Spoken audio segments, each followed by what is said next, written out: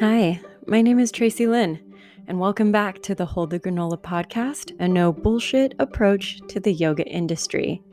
Quick question. Have you ever caught yourself saying, yoga is my therapy?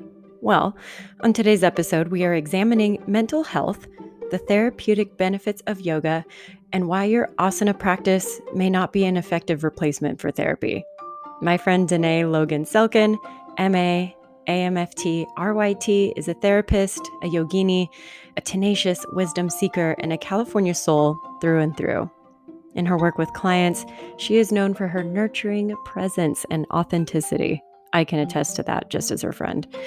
Dene specializes in offering tools for moving through anxiety, understanding our addictive patterns, and communicating more effectively in our relationships. She is passionate about facilitating group immersive experiences, retreats, and is also co-host of the podcast Cheaper Than Therapy.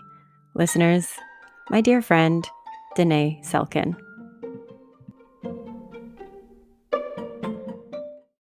Hi, Dene. Hi, Tracy.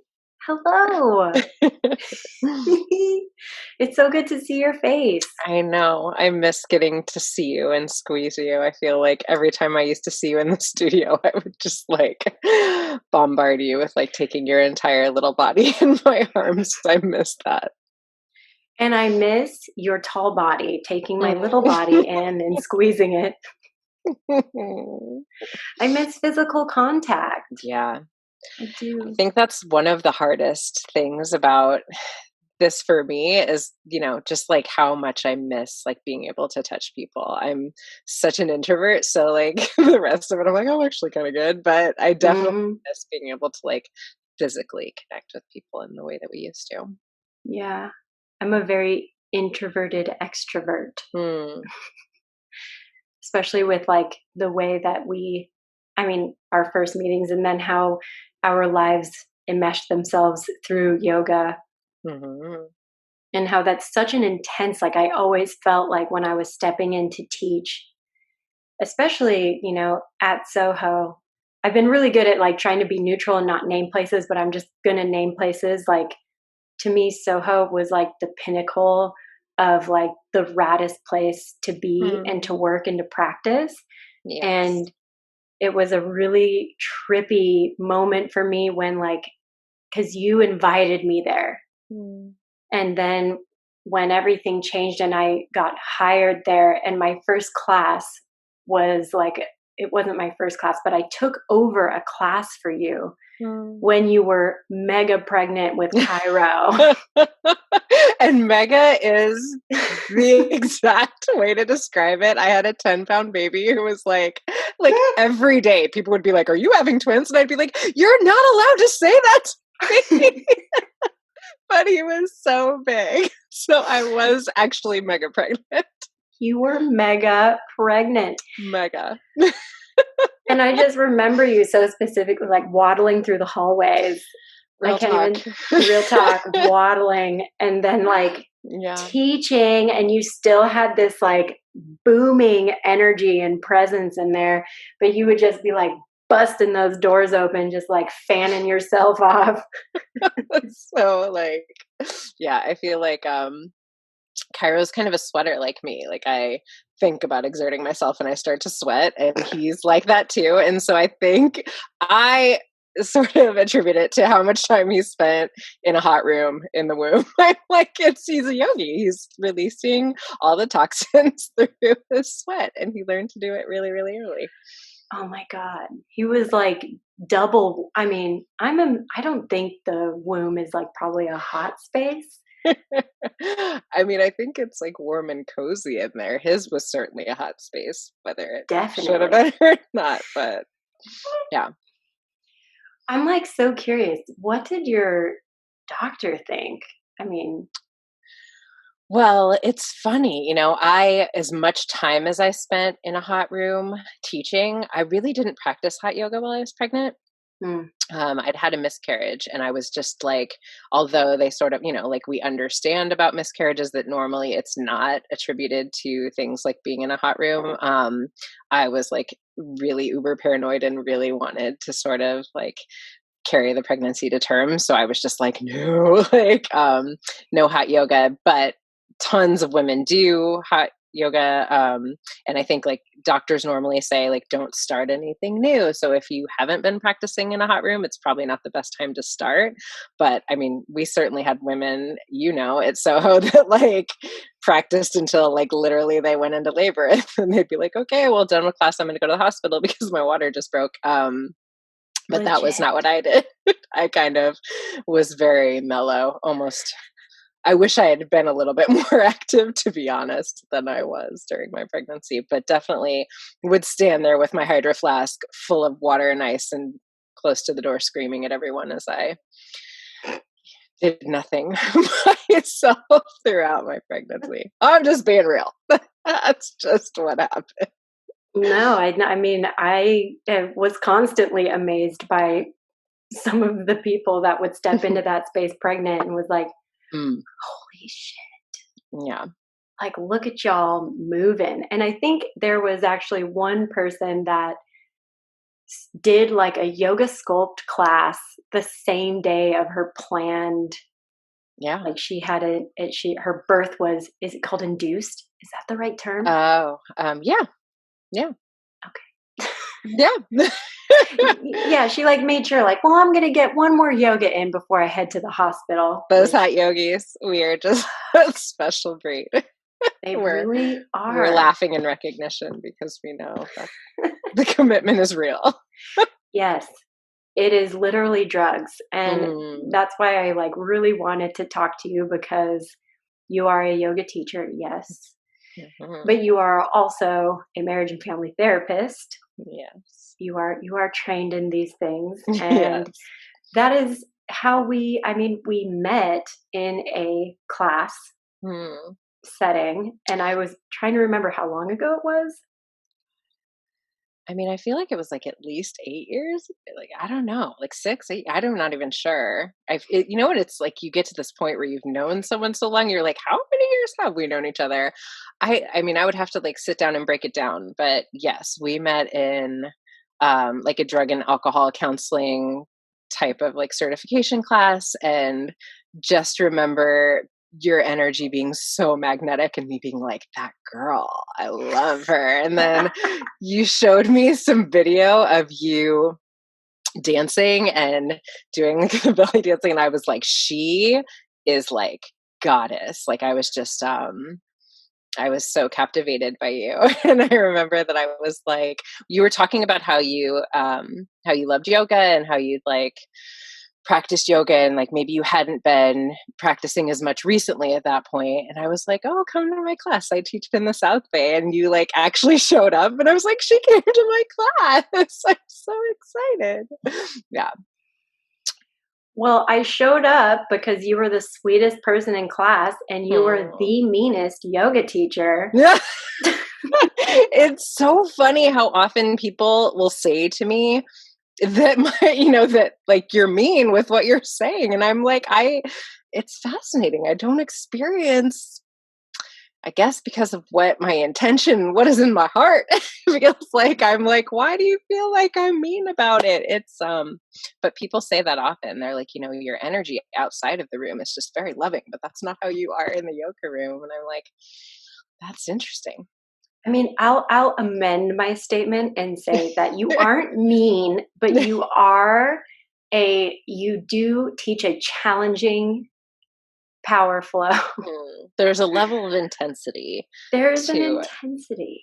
Yeah. And because you're so sweet, I want to like show up with everything I got. And so that means that I get my ass beat in reaction to it.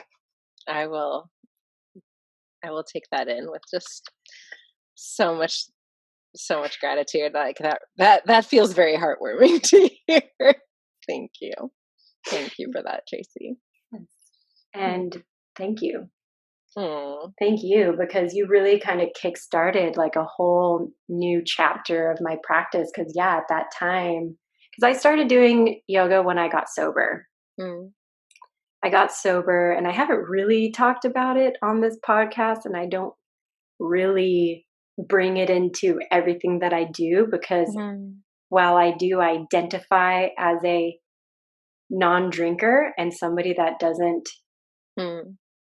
take chemicals that alter my mind and body other than caffeine. Because there's a lot of way we alter our chemistry on a day-to-day basis. I say as I sip my coffee. Yeah. Cheers. Yes. Cheers. And yeah, like yoga came into my life right as I got sober, Mm. because there was just this.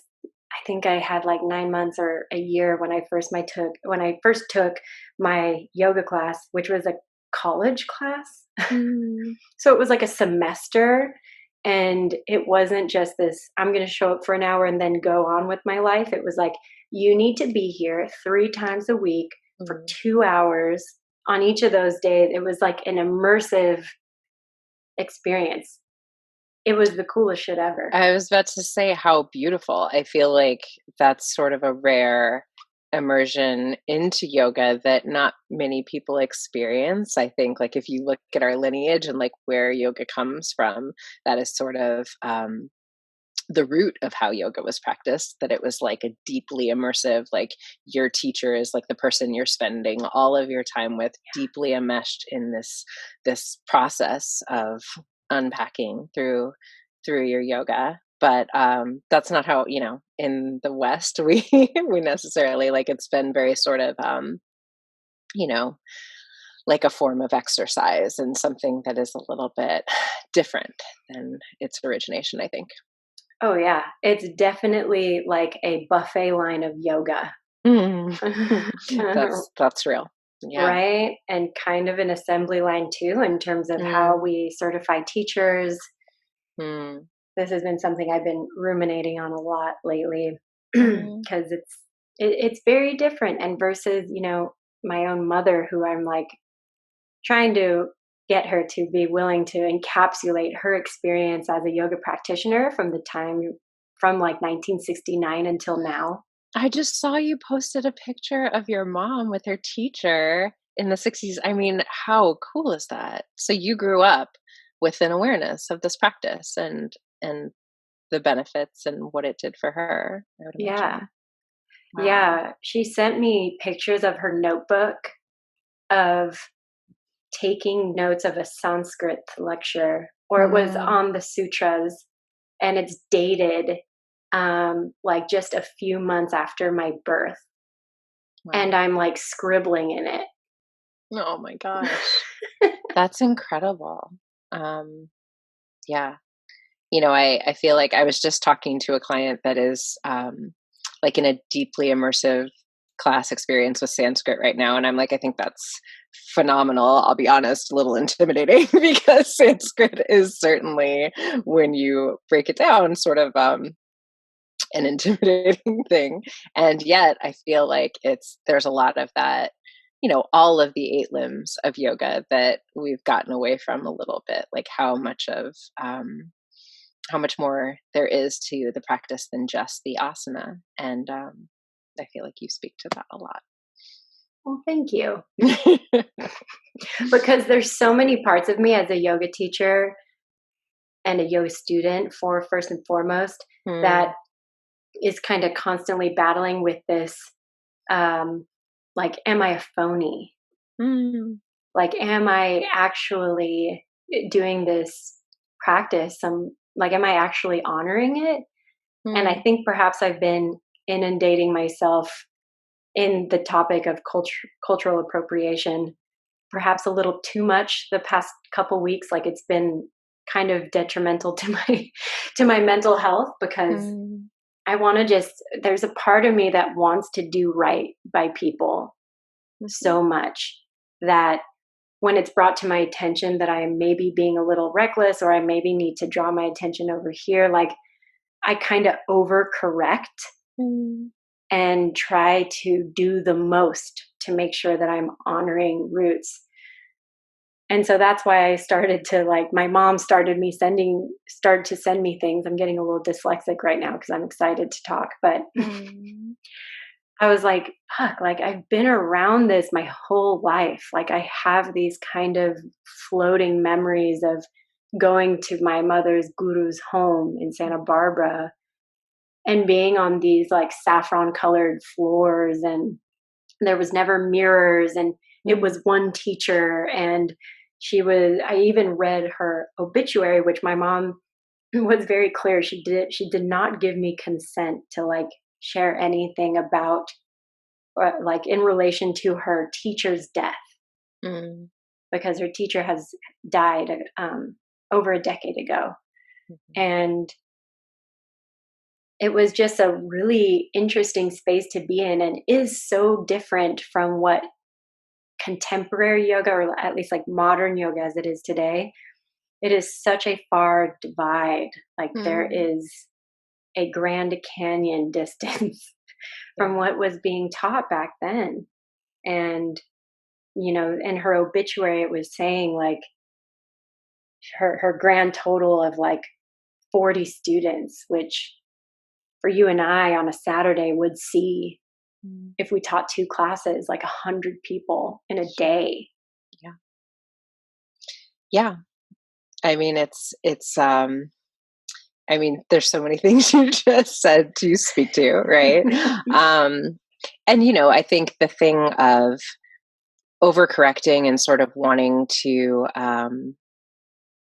do right by the lineage and the teachings, I think is, to me, so beautiful, and just sort of speaks to how deeply this work and this practice matters to me. And I think that's a good thing, right? But then, of course, the therapist in me wants to sort of wonder about holding that compassionately, you know, and that I think we will always feel a fair amount of imposter syndrome about the things that like deeply matter to us. And can I hold myself compassionately? And that my specific gifts, and certainly of you, Tracy, my specific gifts are mine to share in the way that I share them. And that is exactly as it should be. You know, that is all perfect. And so can I sort of breathe, into that space of knowing a little bit. I love that so much. This is why we need to have friends that are therapists. A little too much sometimes, right? Right. And then make sure that you hold boundaries and not make your friends be your therapists. Well, yeah, I was just talking to a client about like, can you turn it off? Like I do, you know, I do feel like sometimes it can be a little difficult to turn off, and then also like knowing when it is appropriate to like put my 2 cents in like how I'm holding this with like a therapeutic lens or whatever it is, right? Because sometimes your family doesn't want to hear your 2 cents on like what complex they're working through or whatever it is, right? So for sure, it's certainly a growing edge of like understanding how to let other people's process be their process. And speak when invited, I guess. Girl, ain't that a practice in itself? Yeah. Yeah, I feel like I'm often just like, can you just let me be sick for a second? Like, I just want to be an asshole right now. Word. I just want to drop into my trauma response, which I listened to, because in addition to being a yoga teacher and to being a therapist, you also have your own podcast called Cheaper Than Therapy. Yes. Yeah. Obsessed. Aww. Love it. Thank you, my love. Yeah. I was like, oh, like, thank you, because this is, I mean, I love podcasts because I think it's a new way to consume. Absolutely. Right. And so especially when like when I don't always have time to read. I was doing podcasts more when I was doing a lot of driving. So now I really do it when I'm like doing chores around the house. But I listened to an episode this morning, which was very specific in terms of trauma. And I'm just kind of looking up the person that you were interviewing. Yeah, her name is MC McDonald, and she is a PhD who specializes in trauma, and just such a wealth of knowledge. And she's so brilliant. But what I love about her, and I love about that conversation that we had with her specifically, is she really makes concepts that for me, like I'm a very emotional intelligence framed person versus like up in the head space. Like I very much drop down into the heart space, and that's where I'm a lot more comfortable. But she makes these really, sort of ideas that could be sort of intimidating, like really accessible to everyone, right? Like the brain space and how things are processed in our brain. She really makes them accessible in terms of like how we can all understand our own trauma and our own experiences that we weren't able to sort of process in the moment. Yeah, one of the big thing that kind of knocked me into my seat that I listened to in Mm, that episode was her definition of trauma, which mm, she stated as it's an unbearable emotional experience that lacks a relational home. And so, mm, as a person, as all people experience trauma, we're constantly trying to contextualize it and yes. trying to understand something that is kind of not understandable. Mm, yeah. I And think, then we're sorry. looking for people. No, no, like we're always looking for people to help us kind of decode it. Yeah. I think I loved the way she defined trauma as well. And it gave me such a, how you can have sort of like a felt understanding of something and then someone articulates it for you and you're like, that's it. That's why, right? Yes. All of these ways that we find healing in relationship that a lot of times what I will experience with clients is that they will have a traumatic experience and it's not as much the trauma around the specific experience is the trauma they experience when it is sort of like when they share the experience with a parent who's not able to hold space for them, right? And that is actually the thing that causes the deeper trauma, right? Like my parents' reaction to this trauma I experienced was actually the thing that I've been really suffering through all of these years, right? And then the healing comes from a container, a person that is able to hold space for your trauma in relationship to you in a way that feels healing, right? So like I was experiencing the felt sense of this, but I didn't have the words for why this sort of is how we heal. Yeah. And that is so true because I'm currently digging up some trauma that's been expressing itself. I'm just kind of waking up to the degree that it Mm, has expressed itself since its inception, and that the main point of the shame was not the actual event itself, but my inability to communicate with my parents about it. yes. That's the shame point that Mm, my friend who's a hypnotherapist walked me through. mhm, And realizing that that was it's that's where the crescendo kind of mm, leading up to that climax is something that has been really painful, and um, where I have difficulty to today being fully honest with people because I am so afraid of being thrown away if I am honest. that just took my breath. Yeah. Yeah. That takes my breath away because I think what you just spoke to is sort of such a core fear that we all experience, right? Like, um, what I think I experience as the undertone of I won't even say so many, I will say like most of my clients are asking in our conversations is like, am I too much for you? The Mm, essence of who I am, is it too much?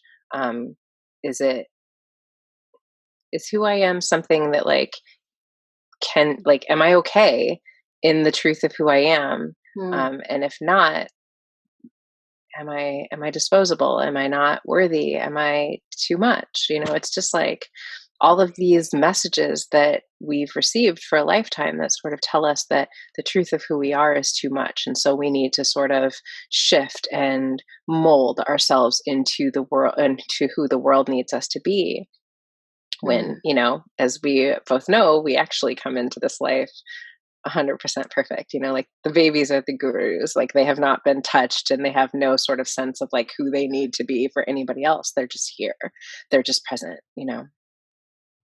Babies are the coolest. They really are. I Like, mean, do you they ever don't look at sleep a your lot, but son? I mean, that part's not that cool, like how little they sleep, but other than that, they're pretty dope. Like, do you ever look at Cairo and you're like, holy shit, I made this? Every day. Every day. He, um, I am aware that miracles and magic and, all of the things are real because I see magic when I look at him, like I think about that time period and I think the closest experience to like what magic is when you feel another human being moving inside of your actual body. And I think like I've talked to so many mamas who sort of say like when that is over, when your child comes out, of course you're so happy to have your child in your arms, but you also are like, oh, I miss them in there, like Oh, I miss the magic, I miss that sensation of like life happening within the boundaries of my skin. I love that so much. Mm.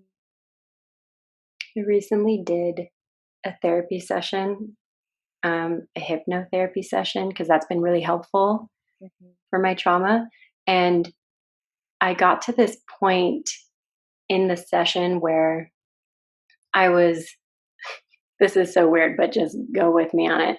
Mm. I was like cradling myself, like I was as I am now, but I was cradling like as if I was Octomom, like Mm. all these versions and expressions of myself. So it was like 17-year-old drug addict, Mm. abuse of alcohol Tracy, but like shrunk down to like a baby size version. Mm. Mhm. And I was holding myself in all of these manifestations and then like started to crawl with myself on the ground. And I was like walking my therapist through this and was bawling like Mm. out of control because at all of these stages of my life, all of those stages, especially the ones that were the most destructive to me, I really just wanted to be known that I'm not disposable, to Mm. kind of rally back to that point that we were on. And one of the biggest things that I heard in your episode was that our trauma responses are not things that are negative, but are actually an expression of our desire to continue living. Mm. So frequently I kind of get down on myself for like, there you go, Tracy, expressing your. Like, I feel like I talk to Kamara and I'm just like, fuck, I'm sorry. Like, oh, there it is again. And I kind of beat myself up about it. But it's like reframing it in the way of this is me expressing my willingness to live. Like this is like Mm. scar tissue.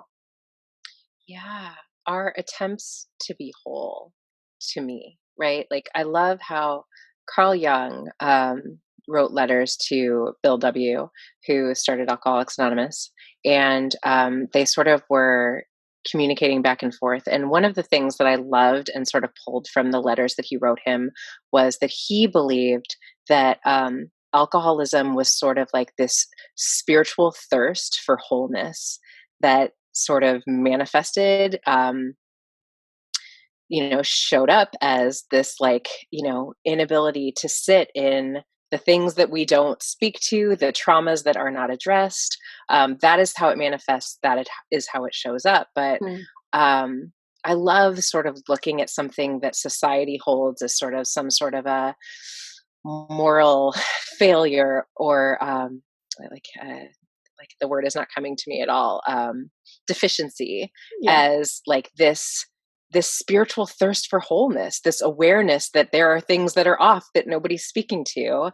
And this is sort of like my inability to tolerate what we don't talk about, right? Like Glennon Doyle, in her book Untamed, I don't know if you've read it, but it's I like, haven't. oh, so good. You'll love it, Tracy. But she talks about how, around 10 years old is when we start teaching little girls who they can no longer be in the world, and to start like stuffing their feelings and stopping their eating and making their bodies smaller and all of these things. I would argue that like it starts a little earlier than that, but that's certainly like when the internalized like knowing of it comes. And so either we are able to sort of like stay in that space of acceptance of like, I guess this is just like who I have to be, but there are those who are a little bit more sensitive maybe to, this is not who we were born to be. We were not born to be like fractured versions of ourselves. We were meant to be whole. And this inability to feel all of the complexity of my feelings, whether it's me as a man or me as a woman, is not who we're supposed to be, and I can't do that, so I have to do something else. She obviously articulates this much better than I am in this moment, but she talks about how like for her it started with bulimia, and bulimia was what I did. That was where I exhaled when the world told me not to breathe, when the world told me not to eat, when the world told me all the things I wasn't allowed to do anymore. I had to do something with it. And I think that is often what our trauma responses are about, right? Like the way that we are processing what we are not given space to process. So I think it's actually the healthier thing, if that makes sense. I'm on board with that. Okay, cool. But yeah, I'm on board with it for this reason, because I don't regret anything that I've done in my life. Yes. My own experience with bulimia, with drug use, alcohol abuse, all those things made me who I am right now. Mm. And I think I'm pretty rad right now. I know you're pretty rad. Well, thank you. I think you're pretty rad too. And like, okay, a couple of things kind of started my morning that I really think ties in well to this, that are really tough subjects to chew on. I was looking at Instagram, and I don't know if you're familiar with this rap artist from Houston, Tobe Ningwe. I don't know anything about any artists. I'm like 150 years old. Okay, well, the only reason why I know is my boyfriend's from Houston. Oh, right on. And so he like puts it around, but he's been doing, this rapper has been doing really kind of awesome work for the community in relation to Black Lives Matter. And he was talking about basically epigenetic trauma. And in particular, like what because he's speaking for himself, but like what Black men experience when they're raised and are grown poor. And I also today decided to ingest the body camera footage from George Floyd's murder.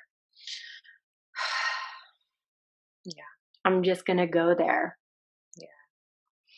And it was very clear that, because I did not watch the end, I only watched the beginning of it, is that George Floyd had an incredible amount of trauma. And that his reaction to having his car tapped on and very quickly a gun pointed at him was that he's had so many guns pulled on him and has been shot at before, that every expression of his body and everything, he's like, please don't shoot me, please don't shoot me, please note that, please. It's like, this is a generational trauma.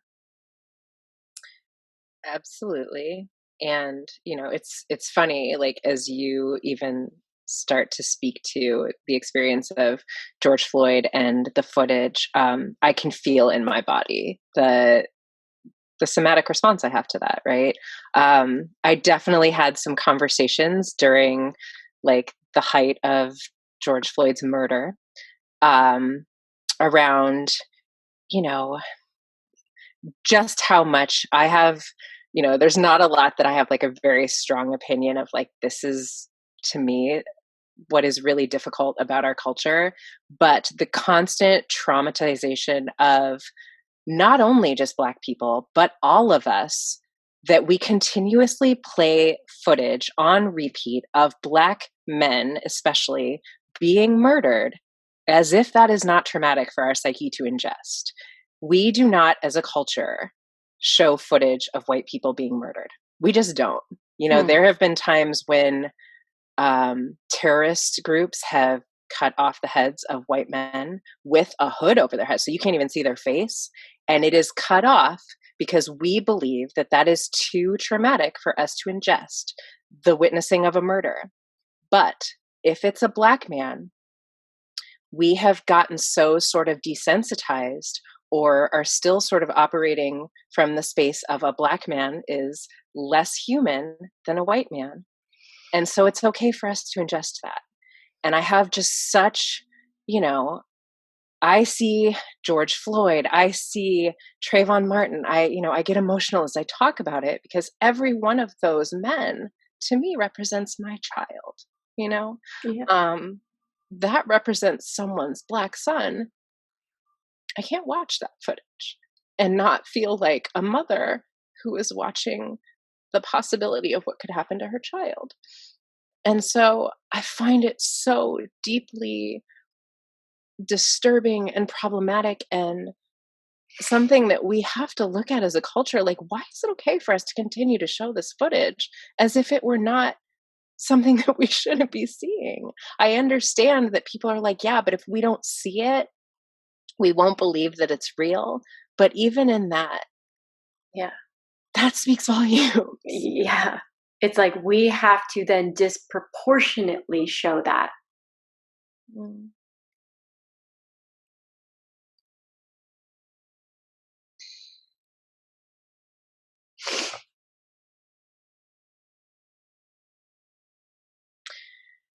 Yeah, there was an incident in Aurora, Colorado, a couple days ago, and there was a family of, I don't know, like 5 or 6 people in a van, 5 or 6 Black people in a van with similar plates to a motorcycle that was called in. I don't know if you saw this story, but I did. you saw it. And the family was stopped, and all of them were sort of placed face down on the ground with their hands tied behind their backs and handcuffed. And one of the family members was a 6-year-old girl. And, what I find so fascinating is how quickly we are often hungry to try to rationalize or explain away or empathize with how that could happen. And there is just no way you can make me believe that we would place a 6-year-old white girl on the ground, tie her hands behind her back, and put her in handcuffs. And, until we are at a space where we are willing to acknowledge the dehumanization of Black people starting so young. I have a 3-year-old child, and every day I hold my breath wondering, when is the day? He's a very tall little boy, Yeah. but like, when is the day that he is going to be considered a threatening to someone? It's horrifying.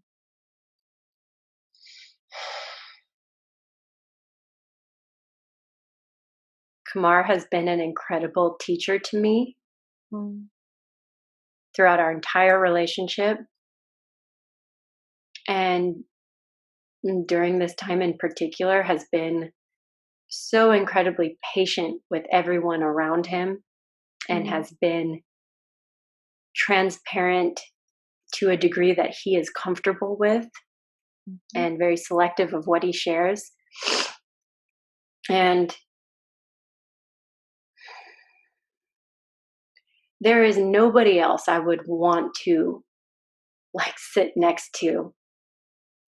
Like he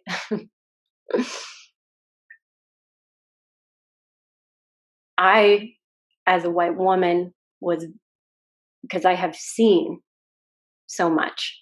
Like, we all see a lot. But there was a detachment, and perhaps that is built in to a programming that is built in to be like, okay. And I see this, like, especially with Trayvon. I feel like when Trayvon happened, that was the first time I really was like, what the fuck is going on? Because, like, I think I was around the same age Mm. as him. And like I shared on another podcast that I haven't released yet, like, the first funeral I ever went to was a lynching of my friend that was Black. And it was in Torrance. And people just thought, like, this doesn't happen here. These things don't happen anymore. And so, and even this was talked about in that podcast that I was talking to today about this, the desensitization and the trauma and how we process and how we cope and how we understand and how we kind of have to, if we were meant to be able to encapsulate this experience, which it doesn't feel like it does it any justice to hand something over in this nice, neat box for us to understand. Like, this is so broad. I'm having a really difficult time right now speaking well about what I'm trying to say. Well, it is so big, and it is so much to speak to, and even sort of, um, like, I feel like through everything that has happened for the last couple months, I have been, I don't know, I feel like very, like, overtly saying that I think we have to speak to it, even if we feel like we're not speaking to it correctly, right? Like, I Right. think we all have to sort of, like, there's been a lot of voices that are like, um, you know, educate yourself unless you're a Black person, your voice should be muted, la la la. Yeah, I don't agree with that. I don't Mm, think that it is. I think all of us need to be brave enough to get into the conversation and be willing to do it awkwardly, to be a little bit clumsy with our mm, words and our understanding. All of us, right? Like, it is incumbent on all of us to, check in with our blind spots. I've certainly done that. Check in with my privilege. I've certainly done that.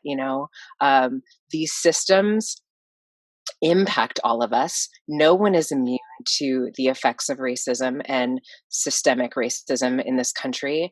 Um, I, there are so many ways that, whether it's the color of your skin or your socioeconomic privilege, we all have a part to play in taking responsibility for how we're going to show up and no longer allow ourselves to be blind, right? Like, it's that thing of, like, once you see it, you can't unsee it. And, when this first, like, right after George Floyd's murder, I remember I posted a video that I think I probably got more DMs than anything I've ever posted about, which mm, was just sort of like, now's not the time for the spiritual bypass. Like, I'm not really interested in the conversation about love and light. I feel like we all got to do a little better.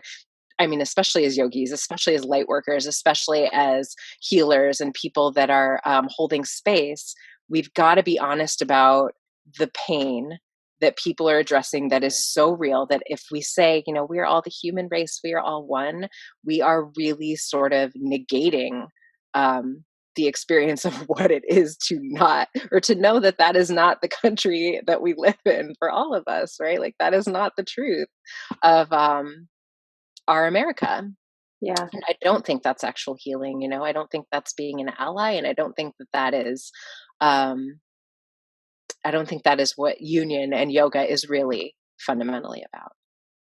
And I agree with you. And I'm really glad you brought up spiritual bypassing, because that Mm, was, I mean, as kind of witnessed everything unfold and play out, because at this point, I had really pulled away from my involvement in a studio. Like, I kind of went rogue mm, right mhm, at the beginning of quarantine. It was starting to happen. And so when this, because it did feel like a combustion, like it felt like a shock wave, I just kind of watched people scramble in a really weird way. mm, And I'll keep it specific to, like, yoga and fitness communities, because everything is right now about social media presence. I saw a wide range of reactions to it and seeing what they were going to do. And I have such a diverse friend base, that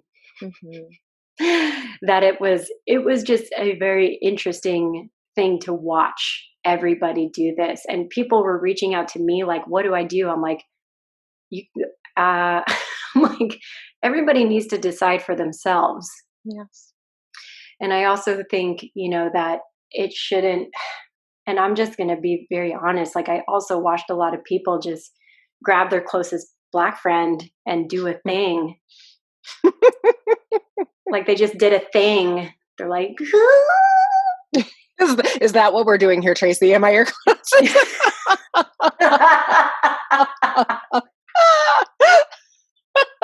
I swear this isn't what we're doing, Dene. I genuinely want to fucking talk to you because I fucking love you. I love you.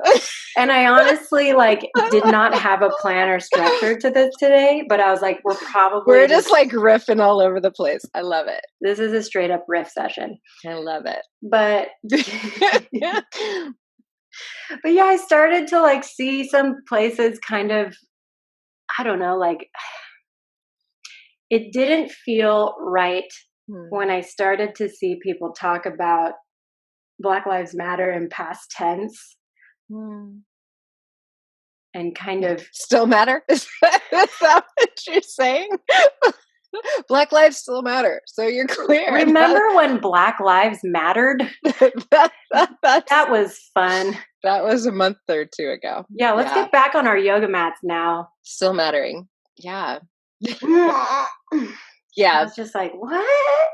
Well, and I think that thing you're saying about we all have to sort of decide what feels like the truth of how we want to and we are able to show up, and I think just with so much compassion for the way that everyone is attempting to grapple with all of this to the best of their ability, and that's not just the social justice issues that we've faced this year. To me, I think the trauma response to a global pandemic, I feel like I have been so struck by just the varying degrees to which people are processing what is a very real collective trauma that we have all been going through in a year. And everybody is processing it differently. For some people, it's, I am going to figure out a way to continue to be productive. And I'm going crazy with my productivity, or I'm shutting down in the fetal position and I can't do anything, or I'm fighting with my partner and I don't understand why we can't stop fighting so much. And it's, it's just all of these different responses that, to me, I think we have to honor. Yeah, we're all doing the best we can to sort of make sense of something that is really, really difficult to make sense of, right? This, what I believe, is just a period of destruction so that we can have a reconstruction, hopefully from a better, more conscious place. But as is always the case when we're burning something down, when we're destroying something that no longer serves, it's painful and it's terrifying. And yeah, get it. And we're gonna be okay as long as we allow, right? I believe as long as we allow for whatever this experience is, versus that thing of resistance that I think makes the suffering almost compounded. Can I allow for the difficulty? Can I allow for whatever the response is to this to move through me and be with it, Yeah, and our ability to adapt and giving other people permission. Not we can give people permission, but understanding that not everybody is going to be well adapted to this, and that we're going to have resistance, and that we are actually still just kind of in the middle of this thing, or just starting it. Yeah. Kamar and I like to joke all the time, we're used to watching UFC now without the audience. We love it because we can really hear the gloves hit flesh. But Mm. I still get weirded out in the grocery store when I'm like, oh, I need to actually loop around this aisle through the other way because we can't pass each other in aisles Mm. anymore. No. Changing the way we're speaking, like now, like when I'm interacting with people through a mask, there's like a different tonality that I take on because I want to make sure I'm being heard. And something even more interesting, I feel like at least my partner was being observant of this, is he's like, I'm interacting with women in my workplace and I'm noticing that their eye contact is intense. Mm. And I was like, really? Like what is that about? And he's like, I guess like he's like, I've interacted with a lot of women that don't really make eye contact Hmm. when they speak. And now we're really like speaking with our eyes. We kind of Mm. have to, right? Yeah, that just sort of like, Mm. I'm from Nebraska. I'm from the Midwest where people are very smiley with one another. I feel like I always got like I moved to New York for a while and I was that waitress that was always like at your table with like the biggest smile and people would be like, "You're not from here, are you?" Sweetie? And I'd be like, "Why? How do you know?" And they'd be like, "Your smile is really big." But I think that to me it just it sort of warmed my heart as you said that, like that we are trying to find other ways to connect and to communicate other than being able to smile at strangers because we can't do that We can't. anymore. Mm. I'm really grateful that we're on the Zoom call and I can see your face. Hmm. Yeah, I mean that's, it's fascinating because I'm a therapist and I was resistant for so long to I feel like I've talked to you about this a little bit, like you were sort of a pioneer, I feel like, in this whole space of like shifting to virtually doing things, and like that if this is the information age and this is where we are headed as a collective, then a part of that is going to be our yoga and how do we have offerings of our yoga practice for people wherever they are. And so, I remember like saying to you, like, I'm so in awe that you were sort of like early on, just like intuitively had the sense to do that. But I will absolutely own my own resistance to sort of like doing things virtually. And in the therapy world, I would get referrals for clients, like people that were in other places or were too far to come to my office, and I'd be like, no, I don't really love to work virtually. I'm not doing that. Mm. And so when all this happened, I was a little like, what's going to happen to my practice? Like what's going to happen with my clients? Is it going to be different? Are we going to be able to connect virtually in the way that we did, feeling their energy in the room? And I have been so surprised, Tracy, like how much I can feel um, Mm. energetically still in this way. And so, like I remember I was having a conversation with my boss a little while ago, like, do we want to try to go back now that things are opening up a little bit? And I was like, I'm not interested in doing therapy with a mask on. Like, like we can't be in the same room. Like, no, like I need to like fully be able to like take in people's expressions. And so I've been shocked like how close I still feel to people connecting this way. And I think it's given us, like I'm doing group therapy with Mm. people from like all over the world that are like, like on these Zoom calls where we're able to sort of see people and share with people that we might not have had the opportunity to otherwise. So that's cool. Yeah, I do love the mobility of online, Mm, and that's what kind of inspired it, was this very like widespread, mm, like I want to reach more people, and not yeah. like for a selfish reason, more of like an inclusive reason. Mm, Especially because yoga is very much so a privileged space. There is not everybody can afford your general yoga studio unless they are a donation based studio. yes. Kind of like how Black Swan was in Houston, where it's like kind of like pay what you can, sliding scale, super cool kind of community situation. And so I was like, I just really want to make this accessible, but like, how do I put the heart and soul in it. Mm, And I feel like that takes some practice. mhm.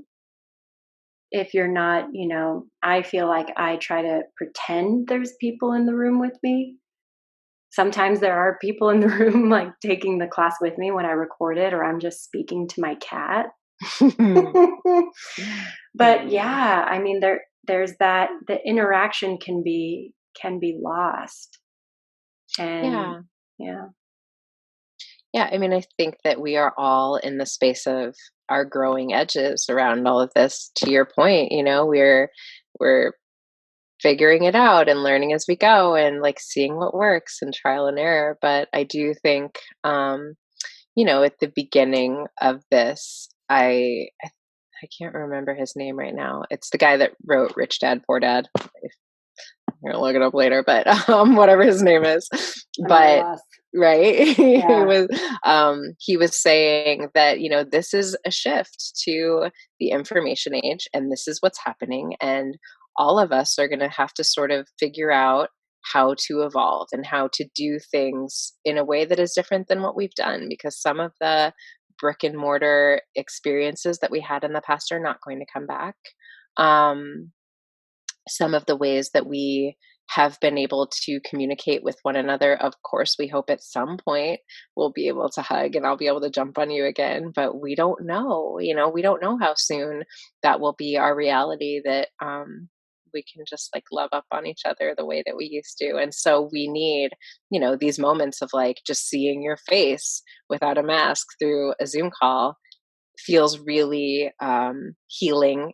And the other thing that we do have to acknowledge is that you're right, it's not the same, and our I read this article about how like our psyche, our nervous system is like in overdrive trying to process what's happening, right? So Hmm. like we like some part of us is aware this is not actual human connection in the ways that we're hungry for, so it's like we want more somehow. And I thought that was really interesting. And because we are like working in overdrive, almost trying to process what's happening, I hear clients constantly talk about just like how emotionally exhausted they feel at the end of a workday because they're on Zoom calls all day. And I think, it's like I'm sitting in a chair talking, like, why am I so tired? And I think some of that is that our psyche is just working so hard to try to Mm. process what all this is about. Yeah, that makes a lot of sense, because I was just thinking about how exhausting it is when we are interfacing online. Hmm. And that makes so much sense that it's our psyche grappling to put some humanity to it, Hmm. I guess. Like, and I also feel like I have such a good imagination, and I am so like, I just take on people's pheromones Hmm. around them. Like, I Mhm. miss your armpit smells, and like, Aw, that's beautiful. especially right. I'm just kind of gross like that. But also, like, I mean, when I think about it, everything that I was doing up until this shutdown was all like really high level contact, Mhm. kind of feral. Like, I was like grappling with people. Like, I was up in people's shit. We were sweating on each other, bleeding on each other. Yoga, I'm touching people. Like, it Yeah, is a level of contact that not many do. yeah, And then it was like, whoop. yeah.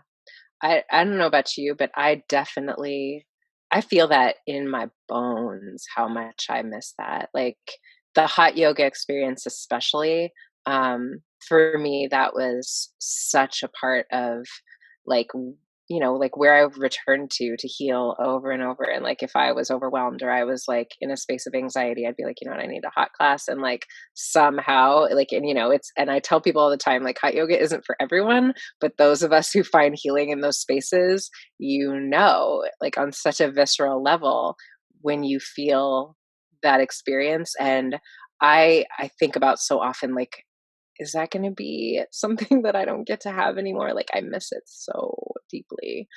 Mm. And even, I'm aware as I say that of the privilege that it was to be able to go and do, classes in a hot room and that there's just so many ways that people are suffering in very real ways because of what has been taken, from them in this entire experience. And yet for me, I also have to give myself space to feel the grief around something that I loved so much that I haven't had in a very Yeah. long time. Yeah. I mean, yoga and in particular, hot yoga. I mean, that's a very visceral experience. Mm, I mean, you're putting yourself in particular with, certain styles, vinyasa or power. I mean, there's a level of exertion that asks a lot of mhm, you. Huge amount of chemicals are getting poured out of you when you're doing that. for And then sure. you're adding on this heat. And so your body is doing everything it can to like adapt to this. And you just feel ridden hard and put away wet. I mean, it's such a, yeah, it's incredible feeling. I've been grappling for myself with like, is that really yoga? Like, am I actually Mm, helping people when I was teaching that? Like, what? But like, yeah, like, you know, yes. yeah, I mean, it's such it's a hard thing, because like I feel like I've had conversations with people who like have very strong feelings of opposition to hot yoga. And while I can understand very much like why they feel the way they feel, and this is not that like we shouldn't have to have sort of any elements added to our practice to be able to practice. And I think initially, certainly in the intention, and this is a whole other box of a conversation that we won't even open to like talk about Bikram yoga, but Mhm. initially when it was sort of introduced into the States, this hot yoga phenomenon, I think it was introduced by Bikram with the intention of creating or stimulating an environment that was similar to the way that they practiced yoga in India. Now, again, that's a whole other conversation in terms of like how legitimate he was as a that's a conversation. But that being said, my specific experience of hot yoga was that there was something in the space of embodiment in a way that I had not been able to be in my body and feel. I can't even, like, I don't have the words for the alchemical experience of what that is and was for me for years, to just like shed layers of toxicity and what no longer served me, and just like all that I let go in a hot room, that I know I'm not alone in feeling that experience. Um, that is just different. I really loved it.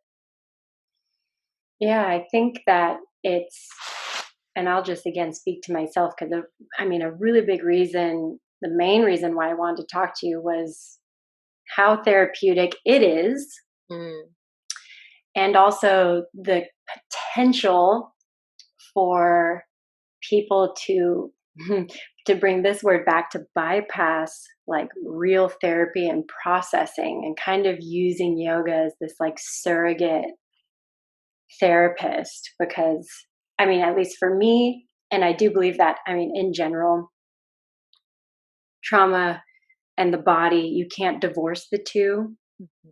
Trauma will manifest itself in the body, like you're mentioning somatic response. Like, we have somatic responses. Like when we get nervous, we feel it. When we get scared, it expresses itself bodily. And so it makes a lot of sense for us to want to do something bodily Mm, to better comprehend something. And because, the nature of the trauma I've experienced is sexual, there was something very empowering about putting my body through something mhm, and getting to the other side of it in one piece. And mm. so it became ritual to experience something intense and Yes. get to the other side and feel good. Yes. I mean, I'm just kind of putting that together right now. So that's nice Yeah. to understand it in that way. Hmm. Yeah. There's something as you are explaining that like I'm just reminded of like the tapas and the burning of the impurities and the like having control over that, right? Like I am in control of this experience of the release of the burning. Mm. As I say this, I want to be clear that like it's a very different, like this is not to cause harm, but like when you hear people talk about like the experience of cutting and what that does for them, like the feeling of discomfort to bring into my awareness my aliveness and feel myself.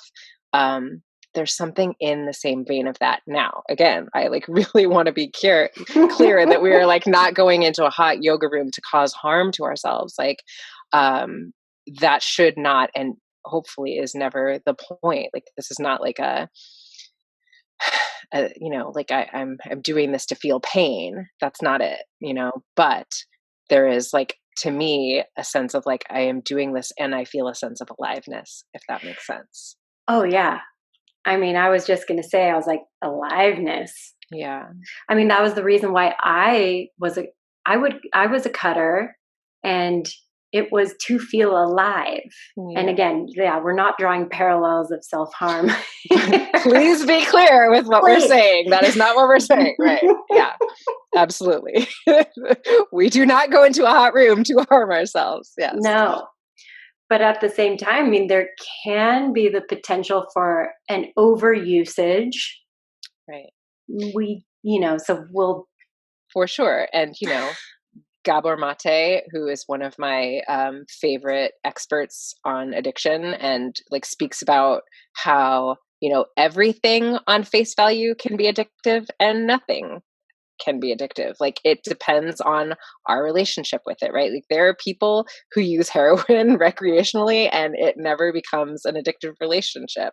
And so it's like, it's a little bit like, how am I using this thing? And absolutely, I know that both of us have had experiences with like students where we're like, yo, maybe not 4 classes in a hot room in one day. Like maybe that's a little excessive to your system. And maybe we're burning out those adrenals a little too much there, girl, so yeah, it's like, what is my intention? What is like the way I'm using this thing? Certainly, I think we could do that with anything. Like I can have too many cups of coffee and be like, yo, what are you trying to do today? Like what is it you're trying to do to your nervous system here, right? So I think there's a level of consciousness around like, how am I using this thing, whatever the thing is, that has to be sort of invited in, or that we should hopefully invite in. Oh, yeah. And just to go back, I mean, I am always so interested in people that could like casually use really gnarly drugs. Well, God, I'm having such a like, when your brain is like unable to remember anything, like, and this is a pregnancy thing for sure. Like there are aspects of like you have a child and some of it never comes back and some of it like comes back, and like I'll have brain wipes all the time and I'll be like with clients and I'll be like, give me a second. It'll come. But Please like, hold up. Don't go anywhere. So it's Cheryl Strand is who I was talking about. And her book, Wild, she talks about like her recreational use of heroin. And I remember being like, is that a thing? Like you can just like, yeah, dabble in a little heroin. Like I didn't know you could do that. I thought like, thank God I thought that, because I would have been, but I thought if you used heroin, you were going to be a heroin addict. So it was interesting to me to learn that yes, you can use these like gnarly drugs and just sort of dabble in them. Not again that I'm encouraging anyone to be dabbling in heroin, but just the other night, my partner and I were having a conversation. I'm going to put him on blast really quick. And he referenced to himself as the Anthony Bourdain of illicit drugs. Like he can just dabble here and dabble there and be a drug tourist. And I'm always so amazed with that because I got sober when I was 17. And so it was instilled in me very young that like, and I was in treatment by the time I was 15. And in institutions by the time I was 14. So from a very early age, they've been like, there's no such thing. As soon as you work, I don't know how old you are, Dene, but I am almost 32. And we were in the DARE generation. I'm like, my baby. I'm just a little baby. You are. But I was in the Dare generation where they instilled, there was fear, right? They had like the saute pan with like, this is your brain on drugs, and like smashing eggs on them. Yes. Yeah, and I think like I'm like some of that is legitimate. I'm joking. But I think that it's an interesting thing, and I think that there's like I don't know, like, it's that whole thing of, like, how you're doing anything is how you're doing everything. I was that kid that, like, had that sort of addictive type of relationship with cookies when I was, like, 6 years old. Like, I would be, like, sneaking another cookie when my mom turned her back because, like, it was just, like, you know, Sugar. insatiable appetite for more of whatever it was. Now I feel like I've reframed that to sort of just like an insatiable appetite that I have for life, and I don't sort of have a shame based relationship with that anymore. Like that I am like this, like that whole thing of like addict normie, like Hmm. it's a whole other conversation, right? But again, like I don't have the same sort of relationship with a lot of that I think sometimes and you and I've talked about like in the addict or the recovery communities, there's like a lot of like shame based language around like who is an addict and who is a normie, and maybe Kamar's a normie and that's why he's able to do those things, right? Like maybe, or maybe just it's his sign and that's the way he experiences life. I don't know, but I don't know. I think when we make these like blanket statements around who any of us are, it can sort of, as a therapist, I have sort of learned, and the way that, I come from a depth psychology background. So it's all about sort of meeting whatever it is with curiosity. And it's not so Hmm. much about pathologizing or like, while we sort of while we sort of while we certainly like use the DSM as a reference, and like there are certain things that are in like the DSM, for those of you who may not know, is like how we label pathologies within Hmm. the psychiatric community. But there's less like pathologizing, right? So like we look at someone in the context of their entire journey versus like you are bipolar disorder and this is who you are and this is your pathology. It's like, well, like what is all of this like bipolar experience about? Like like where did this like sort of manifest, and like can we be curious about it versus Hmm. sort of slapping a label on it and being done with it? You know what I mean?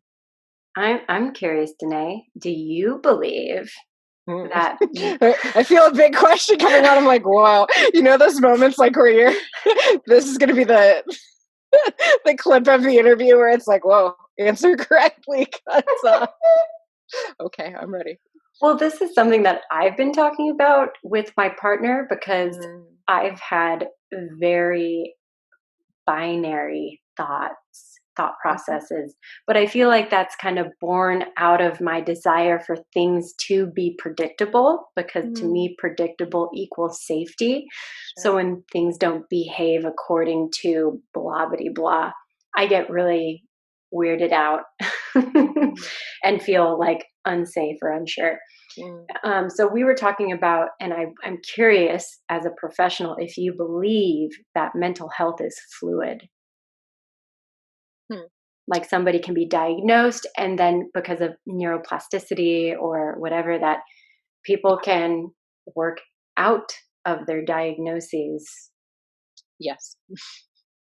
Wonderful. I'm like, I guess like the short answer of that to that is yeah.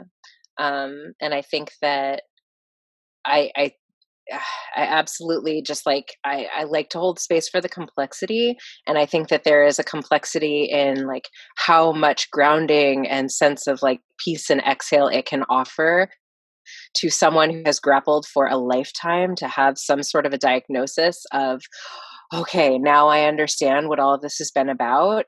And also, I think it is so important that we hold space for there is no diagnosis that encapsulates who you are. You are Mm. so much more than any diagnosis.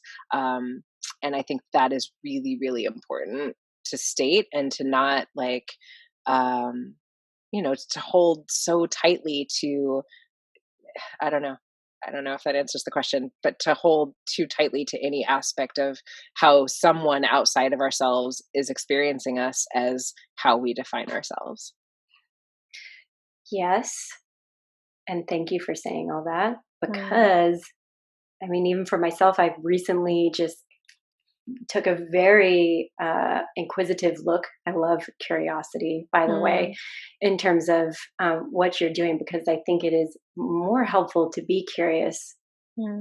And I liken that curiosity even to like meditation practices of like, can we be observant and curious of ourselves and be like, oh, wow, Yes. well, look at me looking at that thing and getting all weird about it. Mm, And I like, because like I mentioned earlier, that I am in recovery.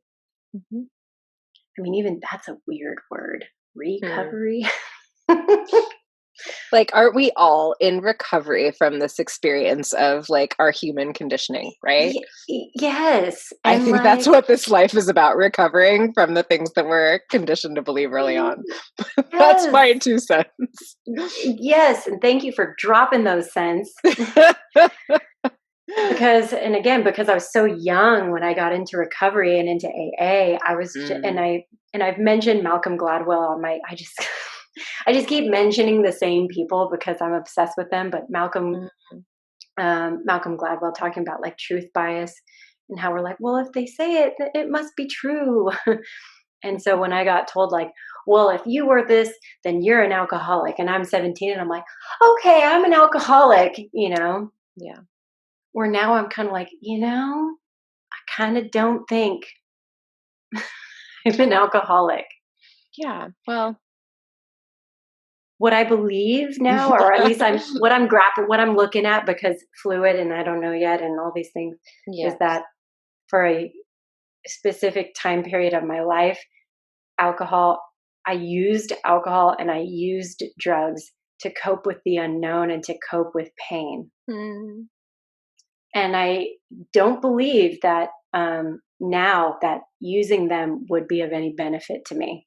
mhm, Because I think I've done a pretty good job throughout my 20s, the later stage of my teens, and now into my young 30s of doing life um, fully aware of what's going on, or at least not dulling reality. yes.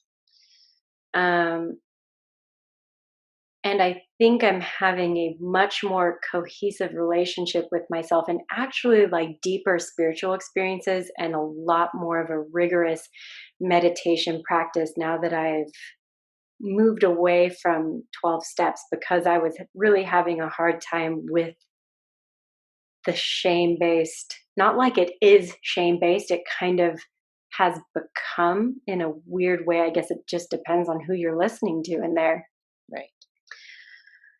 because I don't want to detract from what that program did for me, because it did amazing things for me and I'm grateful. Mm, And I believe that we should, constantly be curious about what we can do with the knowledge given, and also what we need to subtract and what we need to add, and that everything is shifting and everything is fluid. yes. So much yes to everything that you just said. I could not agree more. And, you know, there is so much complexity.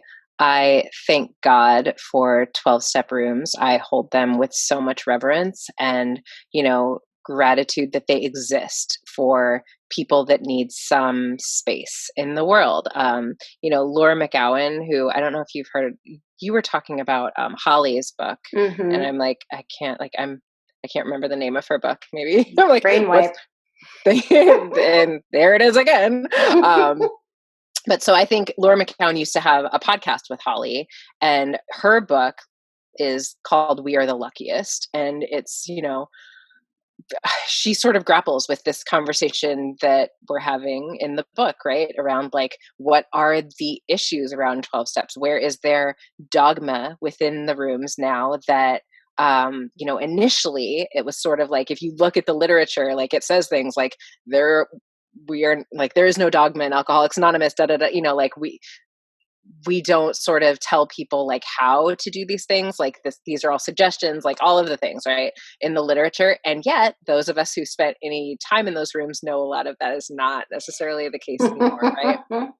Mm-hmm. That being said, she talks about, and I loved this, I don't really care how you do it, but it is really important at times in our lives to find a place, to find a house, to go somewhere where the truth is told, where people are telling the truth. The ball's out, vigorously honest, no holding back truth. And if that is with your therapist and that's a safe space to be real and tell the truth, if that is with your friends that will like, I don't know, like whatever it is, I think it is important to learn to tell the truth and like capital T truth. And that for me is what I learned in 12-step rooms. Like when I had spent a lifetime up to that point, telling half truths or truths I felt like would make me acceptable, or the truths that felt safe to tell, learning to tell all the truth, right? Like even the truths that weren't pretty was what I needed. And so grateful that that exists. And um, and I am so much more than any sort of label, like an addict, right? I think that so often people are resistant to like really getting honest with themselves about whatever their relationship is to the thing that they're using, whether it's food or sex or gambling or whatever, because they're like desperate not to be an addict. I think when we sort of take the power away from like to me, I'm like, sure, I'm completely an addict, and PS, I think we all are. It doesn't really have the power. Like, I feel like, to your point, I feel like for me now, it is like my superpower that I am able to do life without a release valve. Like, I don't need to, like, I listen to so many moms talk about like how they just like hold their breath until they can have that first glass of wine. And I'm like, yeah, it is really hard to do motherhood. And I love that I don't need anything outside of myself to do the things that are hard in this life, right? Like that Yeah. feels like a superpower to me. It didn't always, but I get to do that today. It's not I have to. People will talk about like, you don't get to drink. I'm like, no, I don't have to drink. Like I get to feel all the feelings. And I love that actually. Like that is Yeah. like one of my favorite things about this life, feeling it all, Yeah, I love that so much. You said so many good things there. I was like taking points in my brain as you were speaking. Aw, Yeah, thanks the for like the have tos and get tos. yes. I always catch myself when I'm like, "Oh, I have to." I'm like, "Oh, what am I saying here?" Like, everything that we do is a gift. Oh my God. Yeah. Yeah. Everything about this life is fleeting and ephemeral, and we are not going to be here getting to do all of this forever. Yeah. Do you ever look in kind of retrospect at your life and completely trip out on how much you've experienced and where you are now, and how kind of all of us in our own ways are these really incredible anomalies? Mm, yes, and right. And I think you spoke to this point a little while ago, and it's that thing of like Maya Angelou's, wouldn't take nothing for my journey now. Like, I think all of it to me is in perfect alignment. Everything that I experienced, struggled through, spent time beating myself up about was in perfect order to bring me into the understanding that I need to have in this moment to carry me forward on my journey. Um, and I'm so proud of myself and in awe of myself and grateful for all of it, like none of it is wasted. Mm, Nothing, like no part of it would I change in any way, shape, or form. It's all perfect, yeah, as much as I hate the word perfect, but I in know. this I case, understand. like absolutely, it's all perfect. Yeah, I think that's anytime I'm working with somebody, especially people in recovery. And we learned Mm, in this podcast that technically everybody's in recovery. So when we interact with anybody, getting to a space of acceptance that everything that brought you to this moment, mm. at least in my opinion, was part of a big master scheme. it's like we're training. Like, well, I was training for this. Me and my boyfriend Mm, all the time like to say like, well, I was training for you. I love that. I love that. Mm, wouldn't have been as grateful if I didn't and came Yes, to it, you know? absolutely. Like we all have to take our knocks and when things aren't going to plan, I just think it's like, no, the plan is happening. Just not in your way. It's Oh happening yeah. in the way. That Oh, this is unfolding for me in perfect order as it is supposed to unfold. I may not be aware yet, and that's okay, you know. yeah. Mm. I am really grateful that you took some time out of your day to do this with me. Oh, what an honor and a privilege, sister.